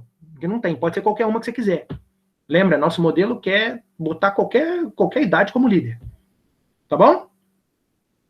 E um outro parâmetro importante é a largura da gaussiana, que é o tanto de gente no entorno daquela idade que também vai ser beneficiado. Um pouquinho menos, mas vai ser beneficiado. Então vamos lá. Se eu centrar a minha idade em 25 anos, o que vai acontecer? Um jogador de 25 anos está com 5 de payoff. Mas por ter 25 anos, o payoff dele vai ser modificado para 6. E todos os caras que têm 24, 23, 22, 21, e os caras que têm 26, 27, 28, 29, também vão ganhar um aumentozinho. Só que quem tem uma idade muito distante do centro da gaussiana, quem tem 0 ou quem tem 100 anos, não vai receber benefício nenhum. O que isso significa na prática? Que quem tem a idade no centro da gaussiana, onde a gaussiana está centrada, e no arredor, começa a levar vantagem na recompensa, porque tem sempre um empurrãozinho. E se leva vantagem na recompensa, começa a se comportar como líder. E é assim que a gente bota a liderança no modelo. Então vamos lá. Ó, os últimos slides, hein? Aguenta a mão aí. Como é que funciona o jogo? Ligo o jogo. Estratégias aleatórias. Eu jogo com meus 4 primeiros vizinhos. Eu vejo qual é o meu payoff. Eu faço um reescalonamento de acordo com a idade. Quer dizer assim, eu olho lá na minha tabela, eu tô com 30 de payoff, com 30 de recompensa. Qual a minha idade? 100. Ah, não vai ganhar vantagem nenhuma. Minha idade é 25. Opa, 25 ganha. Então de 30 eu vou para 35. É isso. Depois que eu ganhei esse empurrãozinho, que alguns vão ganhar e outros não, eu vou sortear um vizinho meu. Se ele tiver o payoff maior que o meu, eu posso acabar trocando de estratégia com ele. Copiando a estratégia dele. E quando a gente chega aqui no passo 5, ó, eu vou fazendo isso, muitas e muitas vezes, até que o regime seja estacionário, ou seja, até que a configuração do sistema pare de mudar. Quando isso acontece, ou quando todo mundo vira traidor, ou quando todo mundo vira cooperador, ou quando essas quantidades se estabilizam e param de mudar. Beleza? Vamos ver um resultado muito legal? Olha esse gráfico aí, ó. Olha o que acontece com esse gráfico. Esse gráfico a gente fez assim, ó. A gente pegou e escolheu a tentação para atrair. Lembra lá da tentação para atrair, né? Em 1.1. E a gente botou o centro da gaussiana em 25 anos. Botou um líder bem jovem. Tá bom? E a gente ficou controlando a largura da gaussiana. Olha o que acontece. Vamos ver cada linha. Quando o jogo começa, você tem 50-50, tá? 50% cooperadores, 50% traidores. Se eu escolher ver esse gráfico aqui, a linha preta. Se eu escolher uma largura de gaussiana igual a 5 anos, olha o que acontece com o número de cooperadores com o tempo. Vai embora, ó, e vai para 0. Ou seja, desapareceram os cooperadores, só ficou traidor. Muito bem. Se eu escolher a largura em 30, que é azulzinho aqui, ó, acontece a mesma coisa. Então, se eu pegar uma gaussiana muito larga, vai acontecer a mesma coisa. Ó. Eles deixam de existir. Mas se eu escolho 20 anos, os cooperadores, eles estabilizam com o tempo, tá vendo? Cai aqui um pouco, depois cresce, depois estabiliza, mais ou menos em 50%. E, finalmente, se eu escolho 10 anos, olha que maravilha, os cooperadores vencem. Ou seja, eles dominam toda a população. O que isso nos ensina? Que existe um valor, para cada idade centrada, existe um valor ótimo da largura da gaussiana que vai fazer com que os cooperadores não só sobrevivam, mas eles dominam. Todo mundo vira cooperador. Todo mundo vira cooperador com o tempo. Só que a liderança não pode nem ser fraca demais, ou seja, por causa da largura da gaussiana, mas ela também não pode ser exagerada, senão todo mundo começa a se comportar como líder. E aí você tem uma fragmentação da liderança. Tem alguns outros detalhes aqui que eu posso pular. Esse aqui é a tal da transição de fase, né? Tá vendo? Não, a gente vê a transição de fase aí nesse sistema físico. A mesma que a gente vê lá no paramagnetismo para ferromagnetismo. Vamos para algumas conclusões desse trabalho. Cooperadores tendem a se juntar para resistir à invasão dos traidores. A gente já tinha visto isso antes. Aquelas ilhas de cooperadores. Quando tem um monte de líder lá dentro, aí elas ficam bem fechadinhas e ficam protegidas. Se a largura da gaussiana não é larga o suficiente, essas ilhas elas não são grandes e fortes, e, portanto, os cooperadores são invadidos. Se esse sigma, a largura da gaussiana, é muito larga, muitos jogadores se comportam como líder. E o conceito de liderança se perde. Já viu aquela história de cachorro que tem 2 donos, morre de fome? É mais ou menos isso. Você tem um monte de líder, nada acontece, se anula o efeito. E para um sigma de valor intermediário, e esse valor intermediário depende de que idade que eu vou privilegiar, os cooperadores não apenas sobrevivem, mas eles dominam a população. Resumo do trabalho e da palestra. Acabou. Falta um slide. A cooperação ainda é um tópico interessante, e o bico. O bico quer dizer que aparece num monte de lugar. É um tópico super interessante.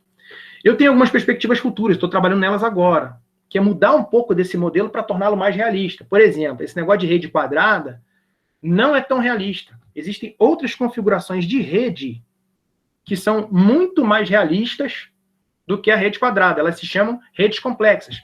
Ainda tem uma outra ainda mais sofisticada que essa, que se chama rede complexa multicamada. Então, essas são algumas das perspectivas do futuro. E eu espero que vocês tenham gostado até agora, mas só ficou faltando um elemento, que talvez seja, não sei se eu posso chamar assim, mas talvez seja, eu considero que seja o principal de toda essa palestra. Mas e o mundo? Ele melhora quando? Quando é que esse tipo de coisa afeta a vida das pessoas? Bom, esse tipo de pesquisa é o que a gente chama de pesquisa básica. E, portanto, ela vai tentar florescer, vamos dizer assim, ela é a semente que um dia pode florescer para que essas ideias, não só a minha, mas de muitas outras pessoas, muitos outros colaboradores, venha a influenciar a vida real, a vida das pessoas, orientando política pública, orientando qualquer tipo de elemento de gestão de pessoas dentro de uma empresa, dentro da escola, enfim, dentro da classe política. Eu queria finalizar falando um pouquinho sobre isso aqui, ó, sobre qual que é o papel da ciência, né? Queria comentar o seguinte, depois da guerra, depois de 1945, os Estados Unidos percebeu que precisava de um plano para desenvolver a ciência. E esse plano não foi aleatório. Não é à toa que Harvard é lá, Yale é lá, enfim. Não é à toa que eles têm disparado a maior quantidade de Nobel. Eles tiveram um plano de ciência. Né? Um plano. E esse plano foi delineado por um desses caras aqui. Ó. Tá certo? Esse cara é o Vannevar Bush. Ele é um engenheiro. Ele escreveu um tipo de relatório naquela ocasião que mais ou menos explicava o que ele pensava sobre a ciência e a importância de investir nela. E tem uma parte selecionada que é muito interessante, como ele fala pesquisa básica, que é o que eu faço. Que às vezes a gente fica com a expectativa assim, quando você vai inventar um negócio, tipo, você vai inventar um avião novo? Não, não vou. Eu vou inventar, na melhor das hipóteses, uma ideia. Ou eu vou melhorar uma ideia que já existe. A maior parte de nós trabalha com ideias. E essas ideias podem um dia virar uma outra coisa. Em tradução livre, tá? Não confia muito no meu inglês, não, tá? Ele disse o seguinte: pesquisa básica leva a novo conhecimento. E provê capital científico. Tá certo? Ele cria um fundo ou uma base para aplicações práticas, onde o conhecimento vai ser desenhado, vai ser delineado, vai ser desenvolvido. Novos produtos e novos processos não aparecem do nada. Tá certo? Eles são fundados em novos princípios, em novas concepções. E por sua vez, essas concepções, elas são assim, é difícil, né? Tipo, há uma dificuldade, elas são meticulosamente desenvolvidas a partir da pesquisa em campos da ciência pura, que é basicamente o que a maior parte de nós físicos faz. Com isso, eu queria finalizar e agradecer a atenção de vocês, deixar esse meio que recado final, mais ou menos, da visão que eu tenho sobre por que, inclusive, eu virei cientista. Tá bom? Obrigado. Obrigada, Paulo Vitor. Alguém tem alguma pergunta para fazer? Gostaria de fazer algum comentário? Fiquem à vontade.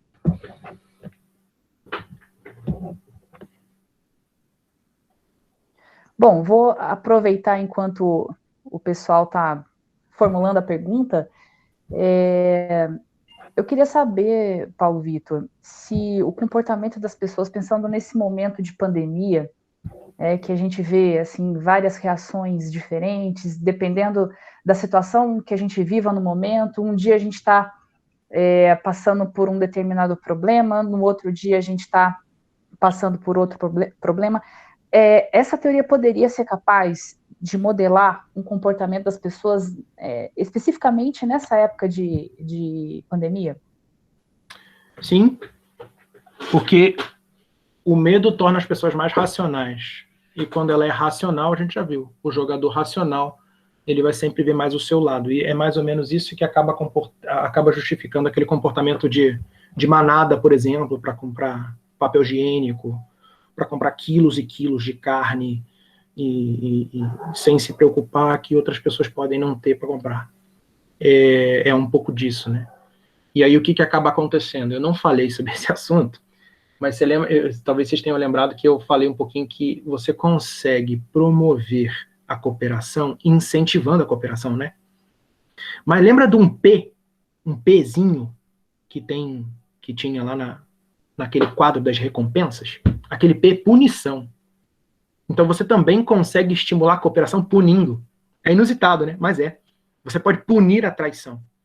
E punindo a traição, você também consegue estimular a cooperação. É mais ou menos o que você observa ao olhar alguns países que conseguiram reduzir drasticamente o crime, simplesmente porque, essencialmente, o crime não compensa. O crime não compensa, porque a punição é alta, entende? E se a punição é muito alta, vocês estão ouvindo a minha cachorrinha no fundo. Tá? Se a punição é alta, igualmente você estimula a cooperação, ou um comportamento que visa o interesse de todo mundo. Por exemplo, alguns países na Europa, o Pacheco, com bastante tempo lá, de repente pode falar. Eu me lembro da França. A França é assim. Você entra no trem e você pode entrar no trem sem bilhete. O mesmo acontece na Itália. Eventualmente, você pode burlar o sistema, tá? É fácil. Na Suíça é assim também. Só que um cara, aleatoriamente, um fiscal, ele fica conferindo o bilhete. E a punição é alguma coisa do tipo 100 euros. E aí, estatisticamente, dá para entender como é que é a lógica. Né? Você fala, pô, mas aí como é que faz? E se o cara não vai lá e pega o cartãozinho dele e encosta aqui? Não tem cobrador, não tem nada. Então, o que acontece? A punição, ela é muito, muito maior que o valor da passagem. E, portanto, o que acaba acontecendo? É só pensar um pouco. O cara com medo da punição, ele vai lá e coopera com a sociedade, ele vai lá e encosta. Tudo bem, como eu disse, isso é um modelo racional, não estou falando com valores morais. Depois você acostuma a fazer o que é certo, fica mais fácil. Mas a ideia, para estabelecer um negócio desse, você tem que tornar o crime, ou tornar a ação errada, e, portanto, isso são algumas das condutas que a gente tem observado em termos de... que a gente vê comportamentos inadequados nessa época de pandemia, e isso fica exagerado porque você fica mais preocupado consigo, né? Isso tem que ser... Você precisa de um dispositivo para promover um comportamento cooperativo. Seja estimulando a cooperação, seja aumentando a punição. Porque aí é matemática, não tem jeito. Se não fizer uma das duas coisas, você não consegue. E como eu disse, lá não tem cobrador, não tem ninguém, né? No treino, os bondes, etc. Mas o pessoal paga, porque você pode passar 100 vezes e não encontrar com o fiscal. Um dia que você encontrar com o fiscal, você vai devolver toda aquela coisa que você roubou. Então, a punição é um elemento que faz com que a pessoa trabalhe dentro de regras, vamos dizer assim, dentro das regras da sociedade, que, portanto, visa o interesse do todo. Eu acho que seria um pouco disso, né? Um pouco do que eu vejo. Só aproveitando o ensejo, outro problema gravíssimo, e, enfim, a quantidade de gente que morre com acidente de trânsito, né? Gente que bebeu, dirigiu, etc. e tal. Então, é só você raciocinar. Pensa numa pessoa cuja renda familiar é 100 mil reais. Qual é o sentido de um cara desse tomar uma multa de 1.500 reais? Qual é o sentido? Nenhum. Aquilo para ele não faz diferença. É uma punição que é inapropriada. E, portanto, dependendo da situação, ele pode ter um comportamento que visa o interesse dele e que desconsidera o interesse do próximo. Quando a gente fala o próximo, é a cooperação, é você não correr demais porque você pode matar alguém, é você não beber e dirigir, é você ter o carro uma manutenção boa, é você usar seta, esse tipo de coisa. Muita gente não está nem aí para isso. E por que não está nem aí? Porque não só não existe incentivo. Existe algum incentivo para você andar na lei? Não, só existe punição. Você não ganha nenhum prêmio se você não toma multa. Então não tem saída. Não tem como cooperar ou trabalhar na regra ou na lei via incentivo de cooperação, a menos que o cara tivesse desconto de PVA para quem não toma, alguma coisa parecida para quem não toma multa. Só tem o quê? Punição. Se a punição é ineficaz, o que acaba acontecendo? Salve-se quem puder, pô. Não tem jeito. É um mundo onde quem tem bom senso e tal, não sei o quê, imagina que pode te afetar, e muitas vezes você não corre de carro, por quê? Porque você acha que numa batida você pode se prejudicar. Tanto é que muitas vezes a pessoa que está num caminhão ou numa caminhonete muito grande, e portanto, por causa disso, talvez se considera protegida, a gente vê que às vezes tem uma conduta no trânsito, claro que não é regra, de novo, né? Mas tem uma conduta no trânsito despreocupada. Sabe por quê? Porque ela acha que não pode sobrar para ela. De novo, o pensamento é absolutamente racional e é voltado para o seu interesse. Você precisa de punição para poder para poder estimular um comportamento que é bom para todo mundo. Não sei se eu respondi a tua pergunta, sei que eu falei demais. Respondeu sim, nossa, é muito interessante todas essas inter-relações, né? Eu vou passar agora a pergunta para o Wagner, né? O Wagner vai fazer a pergunta por áudio, isso? Pode abrir o áudio, Wagner. Oi, Paulo. Tudo bom, cara? Beleza, gente, boa noite aí. Valeu, parabéns, cara. Muito, muito legal o trabalho aí. Opa. Eu vou te fazer uma pergunta, assim, só para... eu ia fazer uma pergunta, acho que você meio que já respondeu. São duas. Uma, com relação, assim, eu não sei se eu comi mosca aqui, mas no seu trabalho você tem aquela probabilidade do cara ir morrendo, né? Uhum. Porque você está jogando várias vezes. Uhum. Você troca você troca os elementos da rede? Essa é uma pergunta. Uhum. Outra é o seguinte, já viu algum trabalho onde você emaranha os pares? Sim, vou dizer as duas coisas para você. A primeira pergunta, quando o cara morre, ele retém a estratégia. Só que ele passa a não ser mais beneficiado no payoff. Então vamos lá. Por que é tão... Isso eu não comentei por causa do tempo, tá? Por que a gente fez um programa, construiu o programa para você podendo setar o benefício que vai configurar a liderança em qualquer idade? Porque o que acaba acontecendo? É cada vez mais custoso para o sistema físico que a gente está modelando ali, tá certo? Quando você tem um líder mais velho. É o outro gráfico que eu não mostrei. Quanto mais velha quanto maior a idade onde a gaussiana está sentada, mais larga tem que ser a gaussiana. O que isso quer dizer na prática? Quanto mais velho é o CEO da sua empresa, mais difícil vai ser para que a influência dele se faça sentir nos seus funcionários. Porque existe um princípio fundamental nessa parada, que é o seguinte: você tende a trabalhar melhor, a interagir melhor dentro do ambiente de trabalho, etc., com pessoas com quem você compartilha valores. E aí que está o problema. Hoje você tem geração X, Y, Z, milênio, todo mundo na mesma empresa. Se você coloca um cara que é baby boomer, 80 anos de idade, para poder chefiar pessoas que são millennials, e os millennials são caracterizados aquele cara que está mexendo no celular, assistindo um filme com 50 abas do navegador aberto, tudo ao mesmo tempo, esses caras eles não têm quase nenhuma coisa em comum. E isso estabelece uma baita numa dificuldade de comunicação. Então é mais ou menos assim, essa é a contraparte de interpretação do modelo. Quando o cara morre, ele retém a estratégia, mas ele volta para zero. E, portanto, vai demorar um tempão para que ele recupere aquela condição. Não sei se eu respondi sua pergunta, mas retém a estratégia.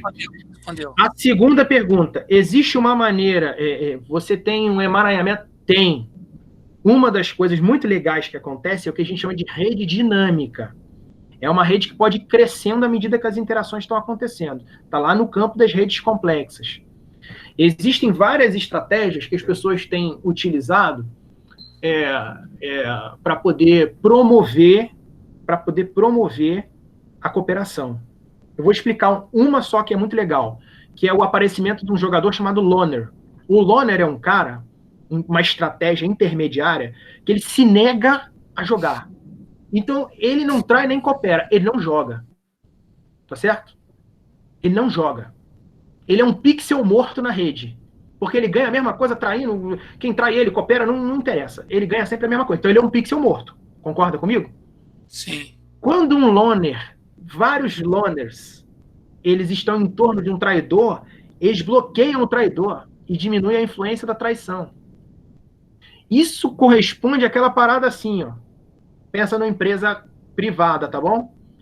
Você tem um cara na sua equipe que é muito ruim, por alguma razão você não gosta da personalidade dele, e etc. O que você faz? Você promove ele. Mas promove ele e coloca ele na equipe lá no infinito, para que ele nunca mais você tem que cruzar com ele. Você passa o que você entende que seja julgar outro problema, né? Você passa para frente. Em que sentido? Você isola o cara, porque aí a má influência dele é atenuada. Então, existe um tipo de jogo, um tipo de dinâmica que o jogador, ele começa o jogo Ele começa o jogo como traidor ou cooperador. Mas se ele for muito prejudicado, se ele começar a perder muito, se ele, em muitas avaliações do payoff, ele tiver menos payoff que os outros caras, tá certo? Ele pode se tornar um loner. Esse é um exemplo. E respondendo, porque eu sei exatamente por que você fez essa pergunta, existem outros dispositivos que promovem a cooperação que não seja a formação das ilhas. É por isso que você falou do embaralhamento, muito provavelmente. Porque se a ilha é o que protege os cooperadores da invasão, da traição, se em algum momento você embaralha, você desconfigura a ilha. Então, você perderia o principal elemento, eu vou chamar de geográfico, mas não é topológico, tá? Mas o elemento geográfico que protege os cooperadores. Por outro lado, você observa, por exemplo, em redes complexas, que não tem nada disso, porque não é quadradinho, é meio loucão, tipo aquela figura que eu mostrei lá, que tinha o LinkedIn, tinha o Facebook, etc. Você também observa o mesmo fenômeno, só que ele é conduzido por uma parada, um princípio um pouquinho diferente desse de formação de ilha, mas ele existe também. Então tem modelos que acrescenta jogador, que troca estratégia de jogador aleatoriamente, que tem ruído, que tem, assim, o cara... A probabilidade de ele, um é traidor, o outro é não sei o quê, mas aí tem um ruído, eles não se entendem bem. Tem modelo de tudo que você pode imaginar. Espero ter respondido. Não, tá ótimo. Obrigado.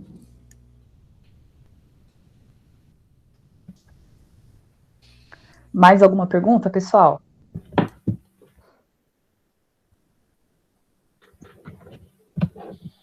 Acho que não, falei pra caramba, Aline, tá bom já. Não? Ok, então. Paulo Vitor, você quer fazer considerações? Eu só gostaria de agradecer a atenção de vocês, os resilientes, né? A gente tem aqui praticamente 2 horas, não foi nenhuma palestra, foi tipo um colóquio, uma aula assim. Eu me esforcei em alguns momentos, espero ter conseguido atingir esse objetivo de tentar, vamos dizer assim, enfiar alguns elementos na palestra que correspondam à física básica e coisas que você... A Luana tá aí também, olha que legal. Nossa ex-aluna aqui, e elementos que a gente consegue reconhecer em coisas que a gente já estudou, né? E de onde saem as ideias para poder, vamos dizer assim, de onde vem, né? Da biologia, da matemática, da física, do magnetismo, bom, enfim, né? De várias áreas diferentes, do comportamento, e você rouba essas ideias, porque esse é um grande recado também, eu diria, né? Fazer ciência é isso, né? Olhar a natureza, aprender com ela e trazer para desenvolver mais ainda. E eu acho que aquela história da ciência básica é uma crença muito forte que eu tenho.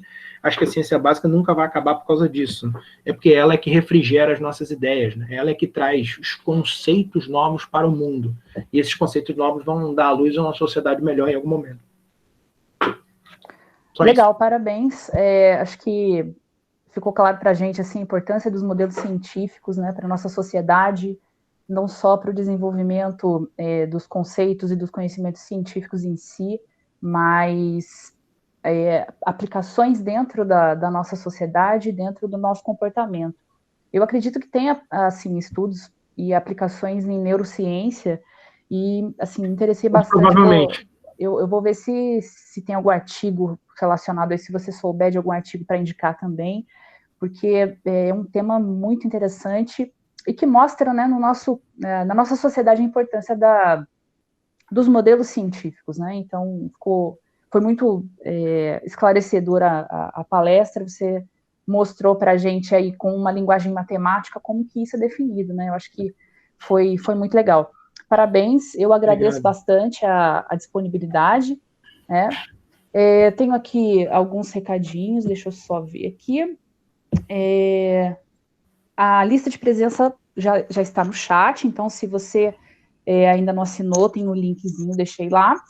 Deixei um link também do nosso site, lá você vai encontrar todas as palestras, as gravações, o material que o palestrante disponibiliza. Então, se o Paulo Vitor quiser disponibilizar a apresentação dele, a gente deixa lá também. Eu mando para você depois. Ok. E é isso, gente. Na próxima semana, a gente tem mais uma palestra, né? Palestra da nossa ex-aluna Daniele Medeiros.